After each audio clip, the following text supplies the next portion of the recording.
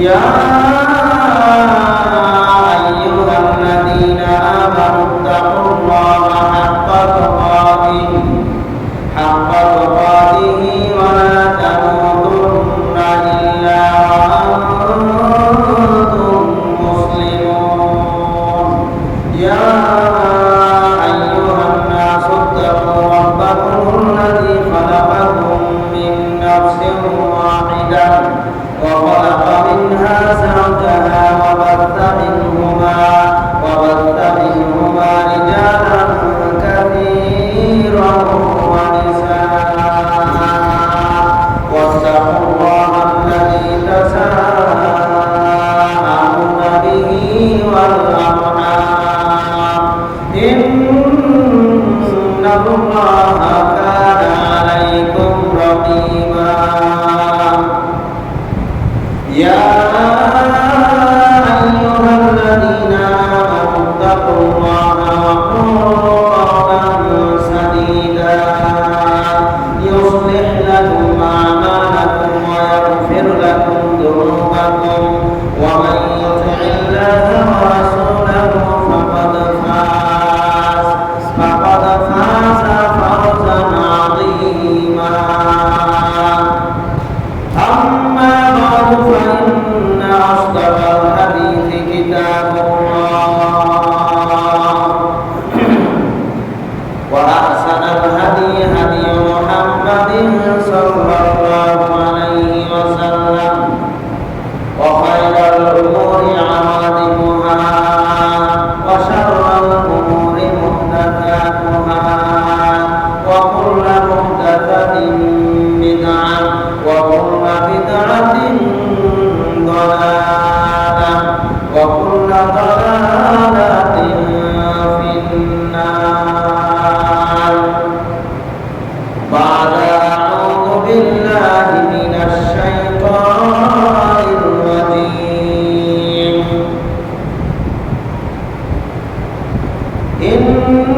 إنك لا تهدي من أحببت ولكن الله يهدي من يشاء إلى آخر الآية. عن أبي الدرداء رضي الله تعالى عنه قال قال رسول الله صلى الله عليه وسلم ما من عبد مسلم يدعو لأخيه بظهر الغيب إلا قال الملك ولك بمثله رواه البخاري ومسلم আল্লাহ সুবহানাহু ওয়া তাআলা অশেষ শুকরিয়া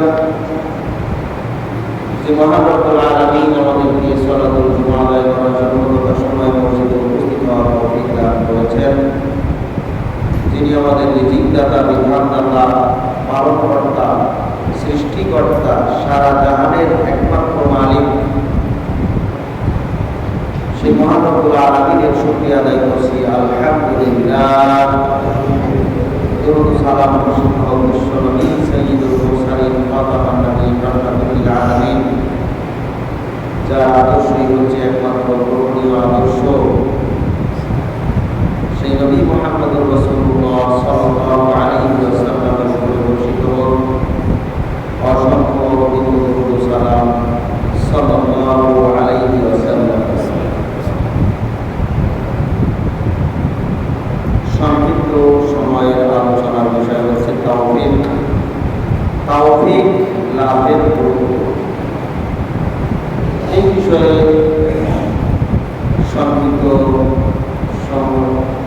কোরআন ও সুন্নাহ থেকে গুরুত্বপূর্ণ কিছু আলোচনা রাখার জন্য চেষ্টা করব ইনশাআল্লাহ। তাওফীক ইল্লা বিল্লাহি তাওয়াক্কালতু ওয়া ইলাইহি মুনীব। রব্বি ইশরাহ লি সাদরি ওয়ায়াসসির লি আমরি ওয়াহলুল উকদাতাম মিন লিসানি ইয়াফকাহু কওলি। তাওফীক অর্থ হচ্ছে আল্লাহর পক্ষ থেকে বিশেষ কল্যাণ প্রাপ্ত হওয়া, আল্লাহর সাহায্য লাভ করা, আল্লাহর পক্ষ থেকে বিশেষ সুযোগ লাভ করা এবং অকল্যাণ থেকে হেফাজত পাওয়া, যাবতীয় প্রকার অনিষ্ট থেকে হেফাজত পাওয়া, যাবতীয় প্রকার বিপদ থেকে হেফাজত পাওয়া এবং সামগ্রিক দুনিয়া এবং আখিরাতে কল্যাণ লাভ করা,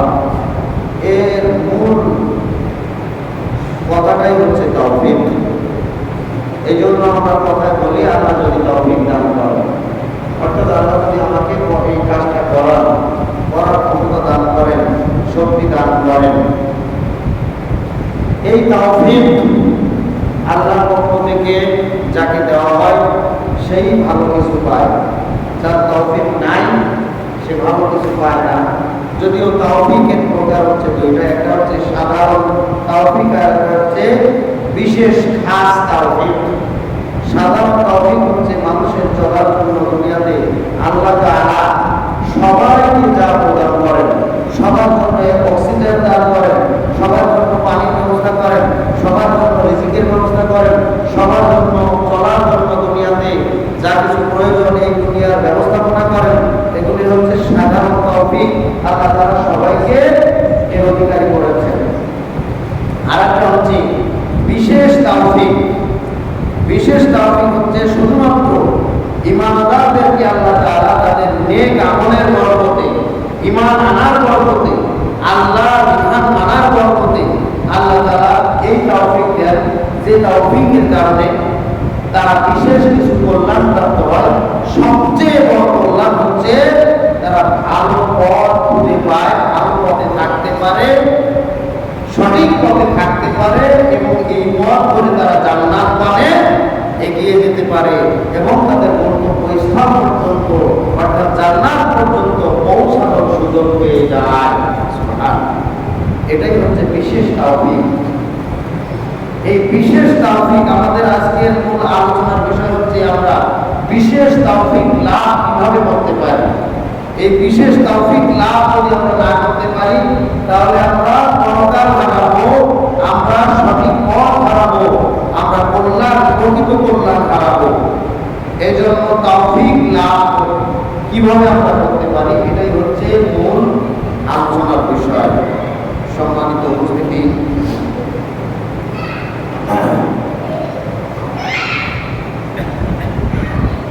তৌফিকের প্রকার বললাম, তৌফিকের উৎস এটা আল্লাহ তাআলা খাস করে ঈমানদার বান্দাদেরকে দিয়ে থাকেন। যেটা আল্লাহ তাআলা যাকে পছন্দ করেন তাকে তৌফিক দিয়ে থাকেন। সবচেয়ে বড় তৌফিক হচ্ছে হিদায়াত। রাসূল সাল্লাল্লাহু আলাইহি ওয়াসাল্লাম নিজেও এই হিদায়াত দিতে পারেন না, শুধুমাত্র আল্লাহর পক্ষ থেকে এই হিদায়াত এসে থাকে। যেমন আবু তালেবের মৃত্যুর সময় আল্লাহ রাসূল বারবার চাচ্ছিলেন সে অন্তত মৃত্যুর সময় কালেমাটা লা ইলাহা ইল্লাল্লাহ এইটুকু শুধু পাঠ করুন, তাহলে অন্তত পরকালে বাঁচতে পারবে। কারণ আবু তালেব ছিল আল্লাহ রাসূলের সবচেয়ে কাছের মানুষ, নিকট আত্মীয়দের মধ্যে সবচেয়ে কাছের মানুষ এবং সবচেয়ে বড় সাহায্যকারী। যে সময় কাফির মুশরিকেরা তাকে চরম নির্যাতন করেছে, আল্লাহ রাসূল ইসলামের দাওয়াত দিলেও দাওয়াত দেওয়া অবস্থায় আবু তালেব কাফির হওয়া সত্ত্বেও তাকে সাহায্য করেছে। আল্লাহ রাসূল বারবার চাচ্ছিলেন তার চাচা যদি শুধু একটু লা ইলাহা ইল্লাল্লাহ একটু বলতো তাহলে পরকালে মুক্তি পেয়ে যেত। আল্লাহ রাসূল বারবার চেষ্টা করে যাচ্ছিলেন চাচা আপনি একটু বলেন লা ইলাহা ইল্লাল্লাহ, কিন্তু তার পারিপার্শ্বিক কিছু ব্যক্তিদের উপস্থিতিতে তিনি স্পষ্ট বলে দিলেন এটা বলা আমার পক্ষে সম্ভব হচ্ছে না। আল্লাহ তাআলা আয়াত নাযিল করলেন ইন্নাকা লা তাহদি মান আহবাবতা। ইয়া রাসূল আপনি যেটা চাচ্ছেন সেটা হবে না, আপনি চাইলেও হবে না। আপনি যার হিদায়াত চাচ্ছেন তাকে হিদায়াত আপনি করতে পারবেন না, দিতে পারবেন না, বরং আল্লাহ তাআলা যার হিদায়াত চান সেই হিদায়াত পাবে।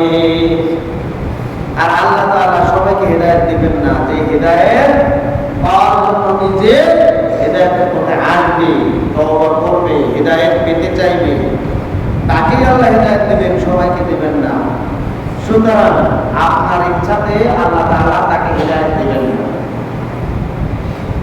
ওয়ালাকিন্নাল্লাহা ইয়াহদি মান ইয়াশা। সূরা কাসাসের 56 নম্বর আয়াত। আল্লাহ তাআলা যাকে চান তাকে কেবল হিদায়াত দান করেন। একইভাবে আল্লাহ রাসূলের একজন খাদেম ছিল, যেই খাদেম ছোট বালক, ইহুদি, মুসলিম হয়নি, কিশোর বালক, সে অসুস্থ হয়েছে মূর্ছ অবস্থায়। আল্লাহ রাসূল শুনেছেন তার কিশোর বালকটি, খাদেমটি অসুস্থ মূর্ছ অবস্থায়। তিনি তাকে দেখার জন্য তার বাড়িতে চলে গেলেন।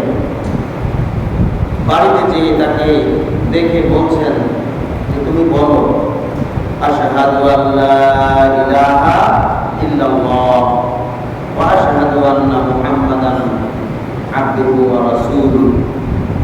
তুমি এটা বলো।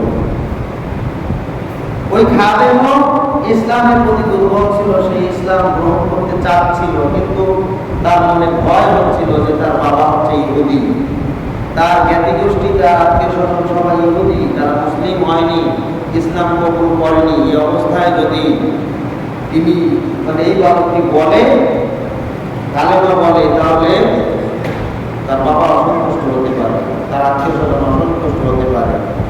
এই জন্য কি করবেন বুঝে পাচ্ছিলেন না, তাকাতাকি করতেছিলেন আশেপাশে। বাবার দিকে তাকালেন, বাবা ইশারায় করে বলে দিলেন যে হ্যাঁ তোমার যা বলা হচ্ছে তুমি ওটা বলো। সুবহানাল্লাহ। আল্লাহ নবী বললেন তুমি বলো আশহাদু আল্লা ইলাহা ইল্লাল্লাহু ওয়া আশহাদু আন্না মুহাম্মাদান আবদুহু ওয়া রাসূলুহু। আল্লাহ নবীর এই কালেমার বাণী তার সাথে সাথে বালককে উচ্চারণ করলেন। বাবা ইশারায় নির্দেশ দিলেন। কালেমা পড়ার কিছুক্ষণ পরেই বালকটি দুনিয়া ছেড়ে চলে গেল, মৃত্যুবরণ করলো।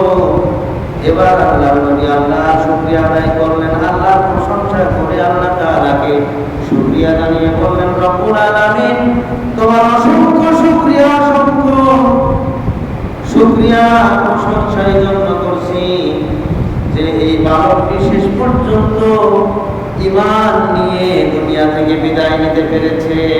সুবহানাল্লাহ। এটা হচ্ছে তার জন্য সবচেয়ে বড় পাওয়া। এটা হচ্ছে আল্লাহর পক্ষ থেকে তৌফিক। তার অন্তরে বারবার অন্তর কেঁদে উঠতেছিল, এটা বলার জন্য চাচ্ছিল, কিন্তু কিছু একটা লাগবে তো, অনুমোদন তো লাগবে। বাবা যখন ইশারা করলেন তখন সে বলে দিল। তার মানে এইটা হচ্ছে এই বালকের নিজের একান্ত ইচ্ছা, এই জন্য আল্লাহ তাআলা তার ইচ্ছাটা পূরণ করলেন। আর আগেরটা হচ্ছে আপনার কোনো ইচ্ছা ছিল না, তাই আল্লাহ তাআলা ওটা পূরণ করেননি। নিজস্ব একান্ত ইচ্ছা থাকতে হবে হেদায়েতের পথে চলার জন্য, তাহলেই আল্লাহ তাআলা তৌফিক দান করবেন। সুবহানাল্লাহ। সম্মানিত উপস্থিতি, তাহলে তৌফিক আল্লাহর পক্ষ থেকে বিশেষভাবে এসে থাকে কাদের উপরে? যারা তৌফিক লাভ করতে চায়, তৌফিক পেতে চায়, এবং এই তৌফিক লাভ যারা করতে পারে তারাই কেবল মৃত্যুর আগ পর্যন্ত ইসলামের উপরে, হেদায়েতের উপরে অটল থাকতে পারে। এই তৌফিক লাভের জন্য এজন্য আল্লাহর কাছে বেশি বেশি দোয়া কামনা করতে হয়, যেটা নবী রাসূলরাও পর্যন্ত করেছেন।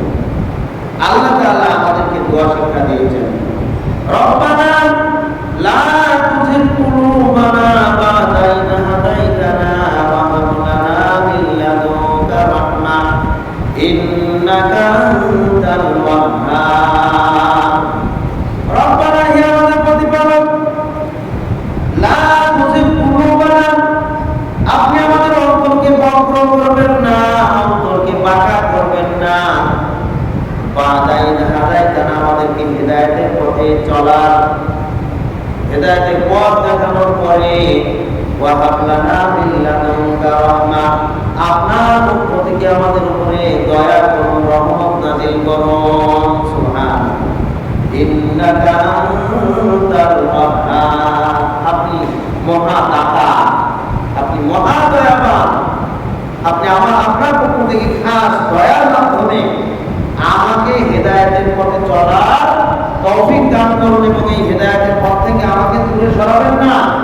আমার এই অন্তর যেন এই পথ থেকে অন্য পথে না যায়, বাঁকা না হয়, এভাবে দোয়া শিক্ষা দিয়েছেন। সম্মানিত উপস্থিতি, রাসূল সাল্লাল্লাহু আলাইহি ওয়াসাল্লাম বলেছেন, আল্লাহ তাআলা যাকে হিদায়াতের উপর রাখতে চান, এটা তার একান্ত মনের ইচ্ছা। যদি হিদায়াতের পথে চলার ইচ্ছা থাকে, তাহলে তার চলার পথে সে বিভিন্ন পাপে জড়িয়ে ফেললেও আল্লাহ তাআলা তাকে এক সময় মৃত্যুর সময় এসে হিদায়াতের পথ দেখাবে। একজন ডাকাত, একজন চোর, একজন ব্যভিচারী, একজন সুদখোর, একজন ঘুষখোর, এরকম ধরনের বড় বড় অপরাধী বহু এরকম রয়েছে, অন্তরে বাসনা রয়েছে ভালো হওয়ার, কিন্তু ভালো হতে পারে। অনেক মানুষ রয়েছে খারাপ মতো চলে গেছে, ভালো হতে চায় কিন্তু হতে পারে না। ভালো যদি হতে চায় তাহলে সহপাঠীরা মেরে ফেলবে, বহুত আছে। খারাপ পথে যারা চলে গেছে, ভালো হতে চায় কিন্তু করতে পারে না। এই ধরনের মানসিকতা যাদের, আল্লাহ তাআলা মৃত্যুর সময় এদেরকে ভালো হওয়ার তৌফিক দান করেন। সুবহানাল্লাহ। এজন্য আমরা বাস্তবে দেখতে পাই বহু মানুষ এরকম রয়েছে, শয়তানের ওয়াসওয়াসায় পড়ে, শয়তানের ধোঁকায় পড়ে বিভিন্ন ধরনের অপকর্মে লিপ্ত হয়, খারাপ কাজে লিপ্ত হয়, কিন্তু মৃত্যুর সময় সে তওবা করে এমন ভাবে ভালো হয়ে যায়, আল্লাহ তাআলা তাকে ঈমানের সাথে মৃত্যু দান করেন। সুবহানাল্লাহ। এটা হচ্ছে একান্ত তার ভিতরের ইচ্ছার কারণে আল্লাহ তাআলা তাকে সঠিক পথে নিয়ে আসেন। আরেকদিকে আরেকজন মানুষের ভালো আমলের উপর অহংকার, কিন্তু ভিতরে আছে হিংসা, ভিতরে আছে অহংকার, ভিতরে আছে লোভ, ভিতরে আছে মানুষের ক্ষতি করার ইচ্ছা, নিকৃষ্ট কিছু স্বভাব তার অন্তরে রয়েছে, কিন্তু উপর দিয়ে কি অনেক টাকা দান করে, হজ করে এসেছে, মানুষের উপকার করে, 5 ওয়াক্ত সালাত মসজিদে এসে আদায় করে, ভালো কাজের কোনো শেষ নাই, অনেক ভালো কাজ করে। ভালো কাজ করতে দেখি আমরা তাকে ভালো করে চিহ্নিত করি, কিন্তু মৃত্যুর আগ মুহূর্তে সে এমন একটা কাজ করে বসে যার কারণে তার সমস্ত আমল নষ্ট হয়ে যায়, ইমান নষ্ট হয়ে যায়, কুফরিতে লিপ্ত হয়ে যায়, বেঈমান হয়ে যায়, বেঈমান অবস্থায় আল্লাহর দরবারে উপস্থিত হয়ে যায়। এইজন্য আল্লাহর নবী বলেছেন, ওয়াইন্নামাল আমালু বিল খাওয়াতিম, প্রত্যেক ব্যক্তির পরকাল হবে সর্বশেষ আমলের উপরে ভিত্তি করে। আল্লাহর নবী আরেক হাদিসে বলেছেন, ইউবারু কুল্লু আবদিন আলা মা মাতা আলাইহি, প্রত্যেক ব্যক্তির পরকাল হবে, আমল হবে তার উপরে যার উপরে সে মৃত্যুবরণ করবে। অতএব আপনি যত ভালো হন না কেন, আপনার ভিতরটা কেমন এটা আল্লাহ তাআলা দেখবেন। ভিতর থেকে হিংসা দূরীভূত করতে হবে, ভিতর থেকে লোভ দূরীভূত করতে হবে, ভিতর থেকে অহংকার দূরীভূত করতে হবে, ভিতরটা সাদা করতে হবে। এটা বহু খারাপ মানুষের ভিতরটাও সাদা আছে, এজন্য আল্লাহ তাআলা তাদেরকে হিদায়াতের তৌফিক দেন। আর বহু ভালো মানুষের অন্তরটা খারাপ হওয়ার কারণে আল্লাহ তাআলা তাদেরকে ওই গোমরা অবস্থায়, কাফের অবস্থায় মৃত্যু ঘটায়। নাউযুবিল্লাহ। সম্মানিত উপস্থিতি, এজন্য আমাদেরকে আল্লাহর তৌফিক পাওয়ার জন্য অবশ্যই আমাদের ভিতরটাকে ভালো করতে হবে। এরপরে আল্লাহ রাসূল সাল্লাল্লাহু আলাইহি ওয়াসাল্লাম আরেক হাদিসে বলছেন, আনাস রাদিয়াল্লাহু তাআলা হাদিসটি বর্ণনা করেছেন যে আল্লাহ তাআলা তাকে যাকে ভালো চান, যাকে যা কল্যাণ চান, অর্থাৎ যার অন্তরটা সাদা, অন্তরটা ভালো, যে কোনো ওসিলায় আল্লাহ তাআলা যাকে আল্লাহ তাআলা হিদায়াতের উপরে মৃত্যু দিতে চান, এই ঈমানের তৌফিক আল্লাহ তাআলা যাকে দিতে চান, তাকে যে কোনো ওসিলায় তার মাধ্যমে ভালো কাজ করিয়ে নেন। সুবহানাল্লাহ। সে খারাপ পথে চলে গেলেও আল্লাহ তাআলা তাকে ফিরিয়ে নিয়ে আসেন, সে তওবা করে ফিরে আসে। ওয়াল্লাযীনা ইযা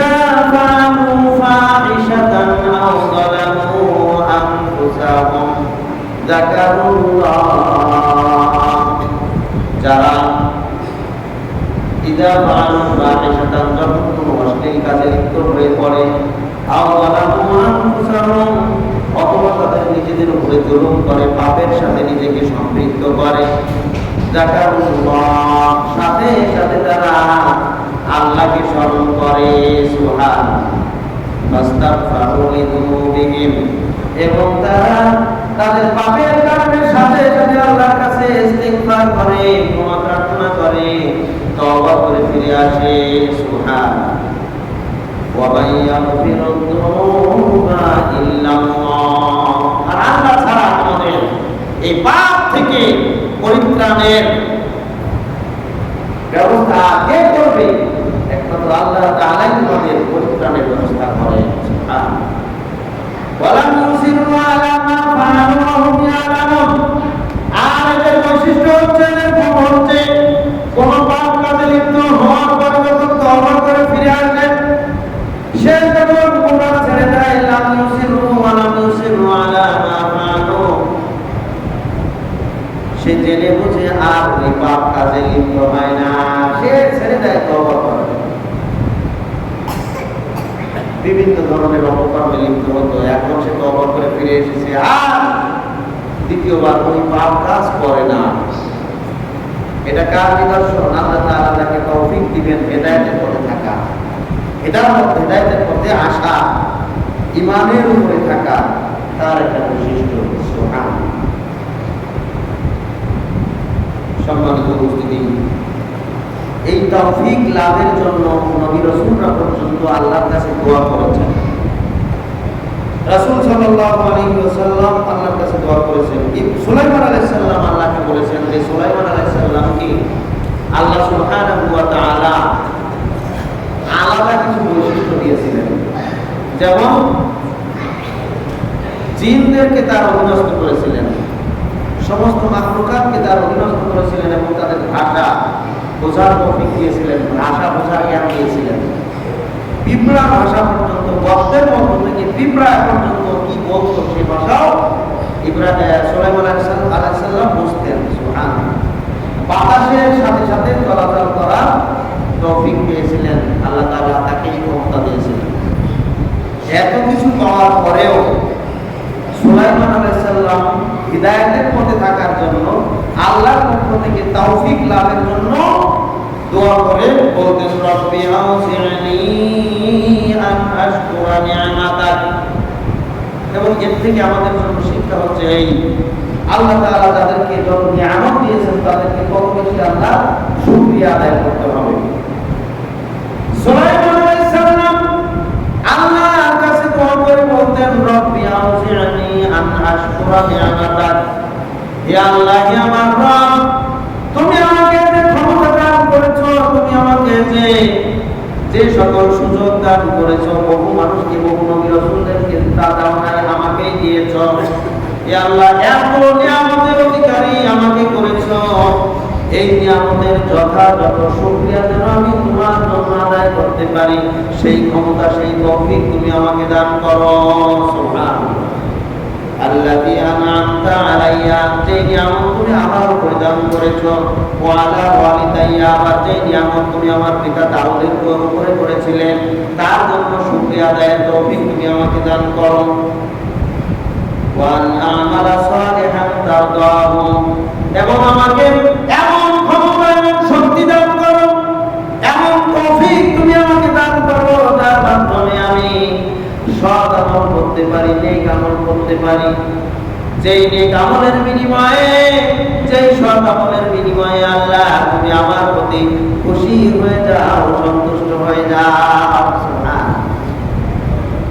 ওয়াদখিলনি বিরহমাতিকা ফি ইবাদিকাস সালিহিন, এবং তুমি আমাকে তোমার রহমতের মধ্যে ঢুকিয়ে দাও, তোমার রহমতের মধ্যে প্রবেশ করাও, যেই রহমত তুমি তোমার সালেহ বান্দা, সৎ বান্দাদেরকে দান করেছো, এই রহমতের অন্তর্ভুক্ত হওয়ার তৌফিক তুমি আমাকে দান করো। এভাবে সুলাইমান আলাইহিস সালাম আল্লাহর কাছে দোয়া করেছেন, অর্থাৎ তৌফিক কামনা করেছেন যাতে করে তার নিয়ামতের শুকরিয়া আদায় করতে পারেন এবং আমলে সালেহ করে সব বান্দাদের অন্তর্ভুক্ত হতে পারেন। রাসূল সাল্লাল্লাহু আলাইহি সাল্লাম নিজে দোয়া করেছেন, আল্লাহুম্মা রাহমাতিকা আরজু, ইয়া আল্লাহ তুমি আমি তোমার নিকটে তোমার রহমতের আশাকারী, ফালা তাকিলনি ইলা নাফসি তারফাতা আইনিন, সুতরাং তুমি আমাকে সামান্য সময়ের জন্য, এক মুহূর্তের জন্য আমার নিজের উপর ছেড়ে দিও না, আমার দায়িত্ব তুমি গ্রহণ করে নাও। সুবহান আল্লাহর নবী নিজে তার আল্লাহর কাছে দোয়া করছেন, হে আল্লাহ আমার দায়িত্ব এক মুহূর্তের জন্য আমার নিজের উপর ছেড়ে দিও না, সব অবস্থায় মৃত্যুর আগ পর্যন্ত সকল সময়টাই আমার দায়িত্ব আল্লাহ তুমি গ্রহণ করে নাও, যাতে করে আমি বিপদগামী না হই, পথভ্রষ্ট না হই। কে করেছেন? আল্লাহর নবী নিজে দোয়া করেছেন। সুবহানাল্লাহ। ওয়া আসলিহ লি শানি কুল্লাহু, এবং আমার সমস্ত অবস্থার যত অবস্থা রয়েছে, পারিপার্শ্বিক যত অবস্থা, যে অবস্থা রয়েছে অবস্থার সংশোধন করে দাও, সঠিক অবস্থায় আমাকে থাকার তৌফিক দান করো। লা ইলাহা ইল্লা আনতা, তুমি ছাড়া সত্য কোনো ইলাহ নাই। আবু দাউদের হাদিস নম্বর 5092 নম্বর আল্লাহ রাসূলের দোয়া ছিল। এছাড়াও আল্লাহ রাসূল সাল্লাল্লাহু আলাইহি ওয়াসাল্লাম নিয়ামতের শুকরিয়া এবং তৌফিক লাভের জন্য দোয়া শিক্ষা দিয়েছেন। মুআজ বিন জাবাল রাদিয়াল্লাহু তাআলা কে একদিন তিনি ডেকে বলছেন, হে মুআজ, হে মুআজ, আমি তোমাকে খুব ভালোবাসি। সুবহানাল্লাহ।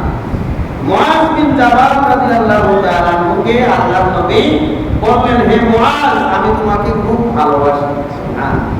এই কথাটা তিনি দুইবার বললেন, আমি তোমাকে খুব ভালোবাসি এবং আমি তোমাকে ওসিয়ত করে বলছি, আমি তোমাকে ওসিয়ত করে নির্দেশ দিয়ে বলছি, কোন সময়ে তুমি ফরজ সালাতের পরে এই দোয়াটি ছাড়বে না।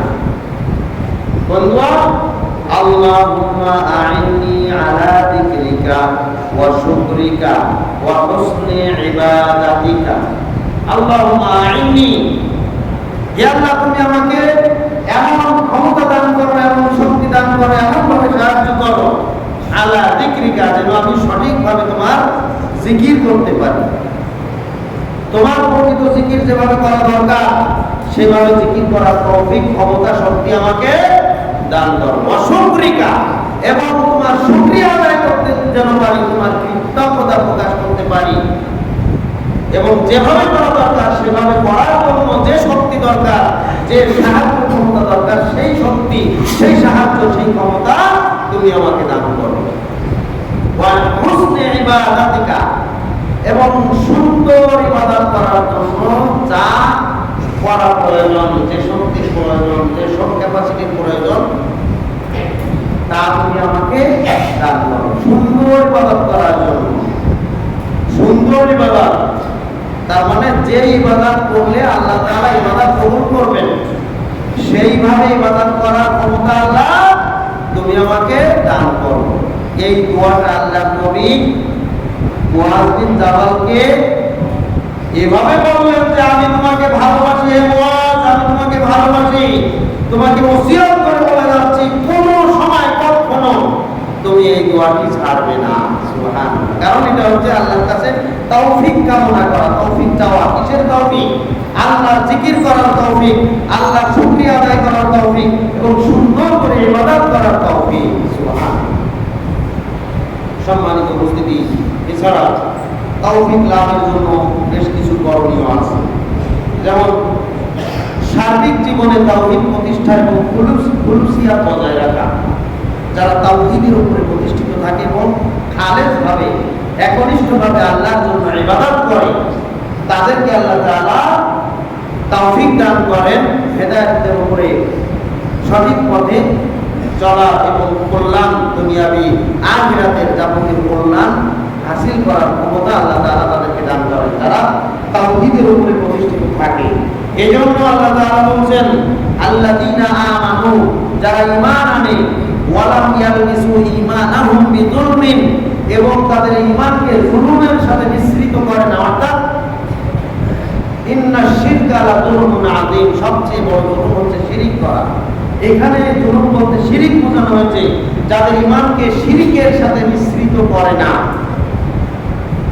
আল্লাহ তাআলা বলেন বিযুলমিন উলাইকা লাহুমুল আমন, তাদের পক্ষ থেকেই আল্লাহর পক্ষ থেকে তাদের উপরে নিরাপত্তার ব্যবস্থা করা হয়েছে। ওয়াহুম মুহতাদুন, এবং তারা হিদায়াতের উপরে আছে। সুবহান। কারা?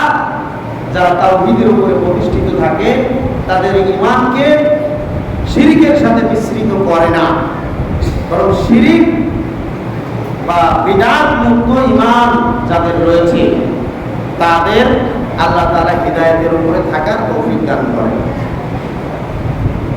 আরেক হাদিসে রাসূল সাল্লাল্লাহু আলাইহি ওয়া সাল্লাম একটা আয়াত আর একটা হাদিসে আল্লাহ রাসূল বলেন আখলিস দীনাকা ইয়াকফিকাল আমালুল কলিল, তুমি তোমার দ্বীনকে খাঁটি করো, ইখলাসের সাথে তুমি ইবাদত করো, অল্প আমলই তোমার নাজাতের জন্য, পরকালে মুক্তির জন্য যথেষ্ট হবে। সুবহানাল্লাহ। অতএব ইখলাসের সাথে আল্লাহর সন্তুষ্টির জন্য ইবাদত হতে হবে, তাহলে তৌফিক লাভ করা যাবে। 2 নম্বর হচ্ছে তওবা, ইস্তিগফার করা। আল্লাহর কাছে বেশি বেশি ইস্তিগফার যারা করে, তাদের গুনাহ থেকে তওবা করে ফিরে আসে, তাদেরকে আল্লাহ তাআলা হিদায়াতের তৌফিক দান করেন। সুবহানাল্লাহ। হাসান বসরি রাহমাতুল্লাহ আলাইহির নিকটে এক ব্যক্তি এসে বলছেন যে হে ইমামুল হে আমাদের ইমাম, আপনি আমাদের জন্য একটু দোয়া করুন। আমরা প্রচন্ড খরা এবং প্রচন্ড তাপের মধ্যে অনাবৃষ্টিতে ভুগতেছি, আপনি আমাদের জন্য কাজ করে একটু দোয়া করুন। হাসান বসরি রাহমাতুল্লাহ আলাইহি বললেন, তুমি বেশি বেশি ইস্তিগফার পাঠ করো, আল্লাহ তাআলা ব্যবস্থা করে দিবেন। সুবহানাল্লাহ। বেশি বেশি তওবা ইস্তিগফার করো। এর কিছুদিন পরে আরেকদিন একজন লোক এসে দারিদ্রতার অভিযোগ করলো, আমি খুব দরিদ্রতার মধ্যে আছি, আপনি আমার জন্য একটু দোয়া করুন, আল্লাহ তাআলা যেন আমার দরিদ্রতা দূর করে দেয়। তখন একই জবাব দিলেন, তুমি বেশি বেশি ইস্তিগফার করো, তাহলে আল্লাহ তাআলা তোমার দারিদ্রতা দূর করে দিবেন। সুবহানাল্লাহ। এর কিছুদিন পরে আবার আরেকজন মহিলা আসলো। এক মহিলা এসে বলছে, হে আমাদের ইমাম, আমার তো সন্তানাদি হয় না, আপনি আমার জন্য একটু দোয়া করুন। তখন তিনি একই কথা বললেন, তুমি বেশি বেশি তওবা ইস্তিগফার করো, আল্লাহ তাআলা তোমার সন্তান দান করতেও পারেন। এর কিছুদিন পরে আরেক ব্যক্তি এসে বলছে, হে ইমাম হাসান রাহমাতুল্লাহ আলাইহি, আপনি আমাদের জন্য একটু দোয়া করুন, যেন আমাদের এই যে ফসল আবাদ এগুলো আমরা অনুর্বরতার কারণে করতে পারছি না, এগুলো আমাদের বাগানের অবস্থা খুবই খারাপ, এগুলো জন্য আল্লাহ তাআলা ভালো ফসলের ব্যবস্থা করে দেন, এজন্য একটু দোয়া করুন। হাসান রাহমাতুল্লাহ আলাইহি বললেন, ইস্তাগফিরু, তুমি বেশি বেশি ইস্তিগফার করো, তওবা করো। যেই রাবি এই হাদিসটি বর্ণনা করতেছেন, তিনি বলছেন যে আমার মনে মনে কিছুটা বিরক্ত, আমি হাসান রাহমাতুল্লাহ আলাইহিকে বললাম যে আপনি কয়েকদিন যাবত গল্প করে দেখলাম, যেই আপনার কাছে কোনো বিষয়ে নিয়ে আসে আপনি তাকে বলেন ইস্তিগফার করো, একই জবাব দেন, কারণটা কি? হাসান রাহমাতুল্লাহ আলাইহি বললেন, আমি যে নির্দেশ তাদেরকে দিয়েছি এটা আসলে আমার পক্ষ থেকে, আমার নিজের পক্ষ থেকে নির্দেশ দেয়নি, বরং আল্লাহ তাআলা নিজেই এই ইস্তিগফার করার জন্য নির্দেশ দিয়েছেন। সুবহানাল্লাহ। কেন আল্লাহ তাআলা বলছেন ফাকুস্তাগফিরু রাব্বাকুম ইন্নাহু কানা গাফফারা ইউরসিলিস সামাআ আলাইকুম মিদরারা। অতঃপর তোমরা ইস্তাগফিরু রাব্বাকুম, তোমাদের প্রতিপালকের ইস্তিগফার করো, ক্ষমা প্রার্থনা করো তার নিকটে। ইন্নাহু কানা গাফফারা, নিশ্চয়ই তিনি ক্ষমাশীল, তিনি তোমাদেরকে ক্ষমা করে দিবেন। সুবহানাল্লাহ। ইউরসিলিস সামাআ আলাইকুম মিদরারা, ওই ইস্তেগফারের বিনিময়ে আল্লাহ তাআলা আকাশ থেকে তোমাদের জন্য মুষলধারে বৃষ্টি নাজিল করবেন, মুষলধারে বৃষ্টি বর্ষণ করবেন। সুবহানাল্লাহ। ওয়ায়ুমদিদুকুম বিআমওয়ালিন ওয়া বানিনা, এবং আল্লাহ তাআলা তোমাদের মাল সম্পদ বাড়িয়ে দিবেন। ওয়াল বানিন ওয়া বানিনা, এবং তোমাদের সন্তানাদিও আল্লাহ তাআলা দান করবেন। সুবহানাল্লাহ। তাহলে মাল সম্পদ আল্লাহ বাড়িয়ে দিবেন, তোমাদেরকে সন্তান যাদের নাই বেশি বেশি তওবা ইস্তিগফার করো, এর বিনিময়ে ওয়া বানিনা আল্লাহ তাআলা তোমাদের বংশধর, তোমাদের সন্তান দান করবেন। সুবহানাল্লাহ। ويمددكم بأموال وبنين ويجعل لكم جنات ويجعل لكم أنهارا। আল্লাহ তাআলা তোমাদের জান্নাত বাগান দান করবেন, ফসলাদি দান করবেন, ওয়া আনহারা নদী-নালা তোমাদের জন্য প্রবাহিত করবেন। এত কিছু ব্যবস্থা আল্লাহ তাআলা করবেন কিসের বিনিময়ে? ইস্তিগফার, তওবা ইস্তিগফারের বিনিময়ে। সুবহানাল্লাহ। সম্মানিত উপস্থিতি, তাহলে তওবা ইস্তিগফার যারা বেশি বেশি করে তাদেরকে আল্লাহ তাআলা বিভিন্ন নিয়ামত পাওয়ার তৌফিক দান করেন। 3 নম্বর হচ্ছে নিজেকে নেক আমলে ব্যস্ত রাখতে হবে এবং পাপ থেকে নিজেকে দূরে রাখতে হবে, নেক আমলের মধ্যে সবসময় ব্যস্ত রাখতে হবে। আল্লাহ তাআলা বলেন, ফাআম্মা মান আ'তা ওয়াত্তাকা, অতঃপর যারা আল্লাহর রাস্তায় দান করে এবং তাকওয়া অবলম্বন করে, ওয়াসাদ্দাকা বিল হুসনা, এবং ভালো আমলগুলিকে সত্য বলে মেনে নিয়ে তারা আমল করতে থাকে। ওয়াসাদ্দাকা বিল হুসনা, উত্তম বিষয়গুলিকে সত্যায়ন করে, সত্য বলে মেনে নেয়। ফাসানুয়াসসিরুহু লিল ইউসরা, আল্লাহ তাআলা তাদের জন্য সহজ পথকে সহজ করে দিবেন, অর্থাৎ কল্যাণের পথকে, ইসলামের পথকে, হেদায়েতের রাস্তাকে, হেদায়েতের পথে চলাকে, টিকে থাকাকে আল্লাহ তাআলা তাদের জন্য সহজ করে দিবেন। সুবহানাল্লাহ।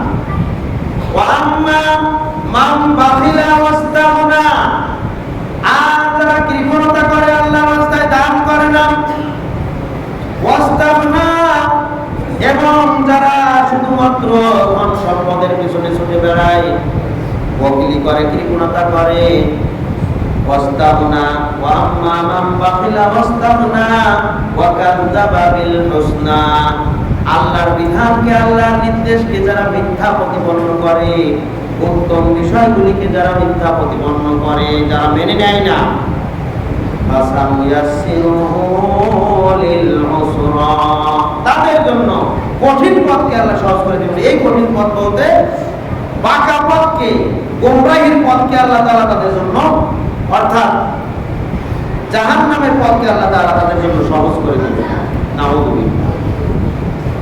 অতএব যারা সবসময় ভালো চিন্তা ভাবনা করে এবং ভালো পথে থাকার চেষ্টা করে, আল্লাহ তাআলা তাদেরকে ভালো পথে চলার জন্য তাদের ব্যবস্থাপনাকে সহজ করে দিবেন। 4 নম্বর হচ্ছে যারা আল্লাহর তৌফিক লাভ করে, তাদের গুণ হচ্ছে তারা বেশি বেশি আল্লাহ তাআলার জিকির করে, আল্লাহকে বেশি বেশি স্মরণ করে, সর্বাবস্থায় তারা আল্লাহকে জিকির করে, আল্লাহর জিকির করে, আল্লাহর কথা স্মরণ করে, বিভিন্ন ধরনের দোয়া কালাম পাঠ করে। এভাবে আল্লাহ তাআলা জিকির যারা বেশি করে, আল্লাহ তাআলা তাদেরকে তৌফিক দান করেন। একবার মানে তৌফিক, কিসের তৌফিক? তাদেরকে আল্লাহ তাআলা বিভিন্ন ভাবে দুনিয়াবি কল্যাণ পাওয়ার জন্য তৌফিক দেন, সাহায্য করেন। যেমন দুনিয়াবি একটা প্রয়োজন হচ্ছে আমাদের দুনিয়ায় চলার জন্য কর্ম করা, পরিশ্রম করা। ফাতেমা রাদিয়াল্লাহু তাআলা আনহা একদা তিনি তার স্বামী আলীর কাছে বললেন যে, হে আমার স্বামী, আপনি আমার জন্য একটা খাদেমের ব্যবস্থা করেন, কারণ যে পরিমাণ আটা পিষতে হয়, যে পরিমাণ সাংসারিক কাজ করতে হয়, আমি তো অনেক ক্লান্ত হয়ে যাই, আমার অনেক কষ্ট হয়ে যায়, আপনি আমার জন্য একজন খাদেমের ব্যবস্থা করেন। আলী রাদিয়াল্লাহু তাআলা আনহু আল্লাহ রাসূলের কাছে এই বিষয়টি জানানোর জন্য গেলেন, তাকে পেলেন না। এরপরে আল্লাহ রাসূল যখন বাসায় আসলেন, আবার গেলেন, যে তাকে জানালেন যে ফাতেমার একজন খাদেমের প্রয়োজন। আবার গৃহে গেলেন। ফাতেমাকে আলীকে লক্ষ্য করে বললেন, হে ফাতেমা, হে আমার কন্যা, আমি তোমাকে যদি এমন একটা পন্থা বলে দেই, এমন একটা আমলের কথা বলে দেই, যে আমলটা তুমি যদি আমল করতে থাকো, আমলটা যদি জারি রাখো, তাহলে তোমার খাদেমের কাজ স্বয়ং আল্লাহ তাআলা নিজেই করে দিবেন। সুবহানাল্লাহ। শুধু একজন খাদেম নয়, বরং একাধিক খাদেমের তৌফিক আল্লাহ তাআলা তোমাকে দান করবেন। সেই আমলটা হচ্ছে প্রত্যেকদিন রাত্রিতে যখন ঘুমাতে যাবে, ঘুমিয়ে থাকবে, ঘুমানোর জন্য শুয়ে পড়বে, শুয়ে শুয়ে বালিশে শুয়ে শুয়ে একটা আমল করবে। সেটা হচ্ছে 34 বার বলবে আল্লাহু আকবার, 34 বার বলবে আল্লাহু আকবার, 33 বার বলবে আলহামদুলিল্লাহ, আর 33 বার বলবে সুবহানাল্লাহ। কয়বার হলো? 100 বার। আমরা নামাজের পরে বলি, 5 ওয়াক্ত সালাতে বলি কি 33 বার সুবহানাল্লাহ, 33 বার আলহামদুলিল্লাহ, 34 বার আল্লাহু আকবার। আর ঘুমিয়ে বলতে হবে কি, ওইটা একটু উল্টা দিক দিয়ে, এটা সোজা দিক দিয়ে সুবহানাল্লাহ, আলহামদুলিল্লাহ, আল্লাহু আকবার। আর ঘুমানোর সময় কি বলতে হবে? আল্লাহু আকবার 34 বার, তারপরে আলহামদুলিল্লাহ, তারপরে সুবহানাল্লাহ, অর্থাৎ উল্টা দিক দিয়ে আসতে হবে। এই আমল করতে হবে। 100 বার পাঠ করলে কি হবে?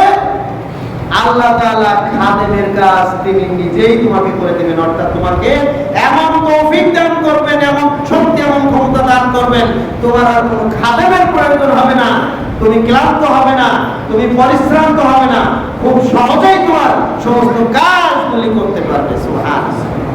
আলী রাদিয়াল্লাহু তাআলা আনহু বলেন, আল্লাহর নবী এই কথা বলার পরে জীবনে কোনোদিন আমরা আর এই আমল করতে ছাড়ি নাই, এবং আর কোনোদিন ফাতেমা এই কথাও বলে নাই আমার একজন খাদেমের প্রয়োজন। সুবহানাল্লাহ।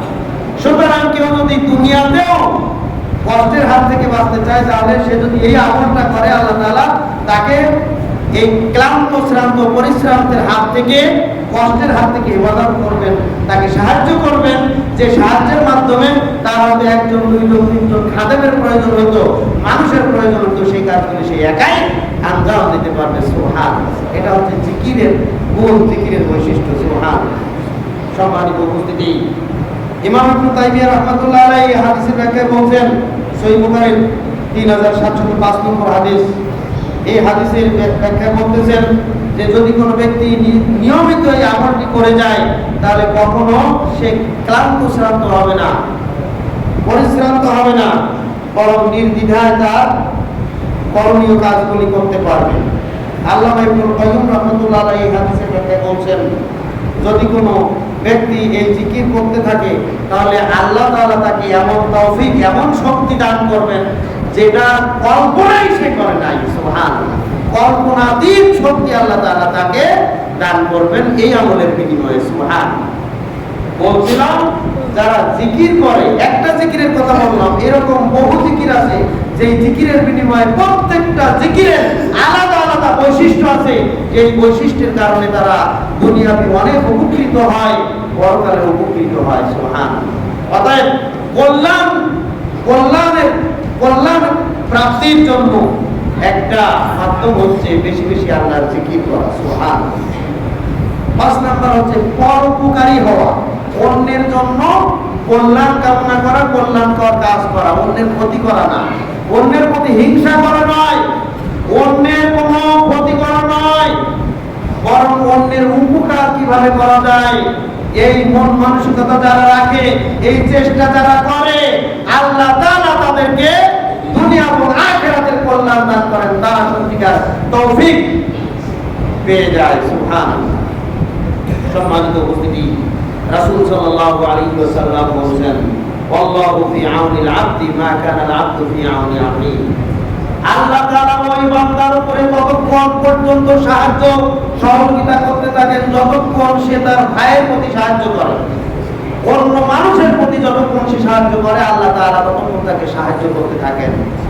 আমরা মানুষকে সাহায্য করি, আল্লাহ তাআলা আমাদেরকে সাহায্য করেন, দুই সাহায্যের মধ্যে পার্থক্য আছে না নাই? অনেক পার্থক্য, অনেক ব্যবধান।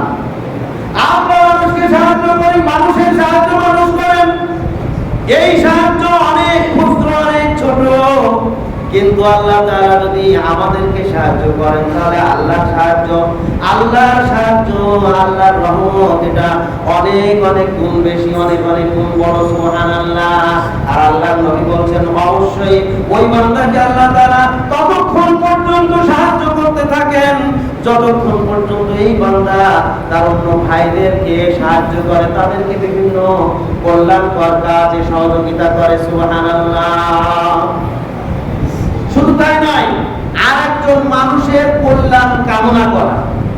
রাসূল সাল্লাল্লাহু আলাইহি ওয়াসাল্লাম বলেন, আবু দারদা রাদিয়াল্লাহু তাআলা হাদিসটি বর্ণনা করছেন, রাসূল সাল্লাল্লাহু আলাইহি ওয়াসাল্লাম বলেন, মা মিন আবদিন মুসলিমিন ইয়াদউ লি আখিহি বিযাহরিল গায়ব ইল্লা ক্বালা আল মালাকু ওয়া লাকা বিমিথলিন।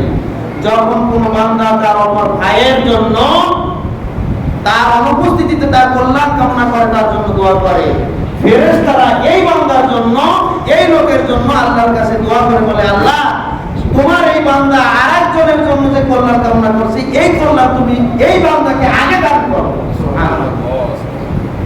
সম্মানিত উপস্থিতি, সময় শেষ, সামনে অগ্রসর হতে পারছি না।